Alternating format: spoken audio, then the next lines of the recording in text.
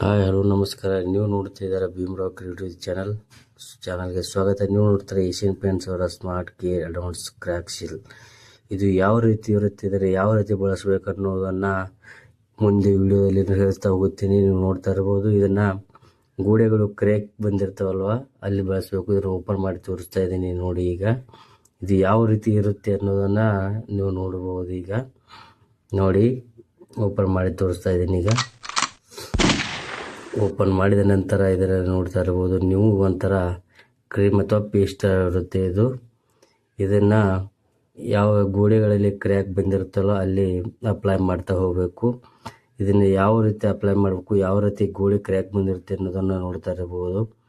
ಈ ಥರ ಗೋಡೆಗಳು ಕ್ರ್ಯಾಕ್ ಬಂದಿರುತ್ತೆ ನೋಡಿ.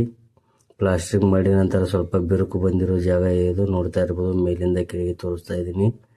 ಈ ಥರ ಗೋಡೆಗಳು ಕ್ರ್ಯಾಕ್ ಬಂದಲ್ಲಿ ಇದನ್ನು ಅಪ್ಲೈ ಮಾಡಬೇಕು. ಮಾಡೋದ್ರಿಂದ ವಾಟರ್ ಲೀಕೇಜ್ ಬರೋದಿಲ್ಲ. ಈ ಥರ ವಾಲ್ ಪಟ್ಟಿಯನ್ನು ತಗೊಂಡು ಅದರಲ್ಲಿ ಸ್ವಲ್ಪ ಸ್ವಲ್ಪ ತಗೊಳ್ತಾ ಹೋಗಬೇಕಾಗುತ್ತೆ. ನಂತರ ಅದನ್ನು ಕ್ರ್ಯಾಕ್ ಬಂದಿರುತ್ತಲ್ಲ ಅಲ್ಲಿ ಅಪ್ಲೈ ಮಾಡ್ತಾ ಹೋಗಬೇಕು. ಈ ಥರ ಅಪ್ಲೈ ಮಾಡ್ತಾ ಹೋಗೋದ್ರಿಂದ ನೀವು ಮುಂದೆ ಪೇಂಟ್ ಮಾಡುವಾಗ ನೀಟಾಗಿ ಬರುತ್ತೆ. ಒಳ್ಳೆ ಮಳೆ ಬಂದಾಗ ಹೊರಗಡೆಯಿಂದ ವಾಟರ್ ಲೀಕೇಜ್ ಬರೋದಿಲ್ಲ. ಈ ಥರ ಅಪ್ಲೈ ಮಾಡ್ತಾ ಹೋಗಬೇಕು. ಸ್ವಲ್ಪ ಸ್ವಲ್ಪ ತೊಗೊಂಡು ಅಪ್ಲೈ ಮಾಡ್ತಾ ಹೋಗಬೇಕು.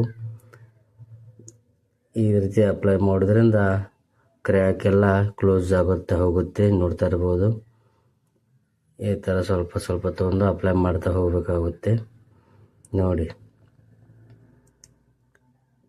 ಇದನ್ನು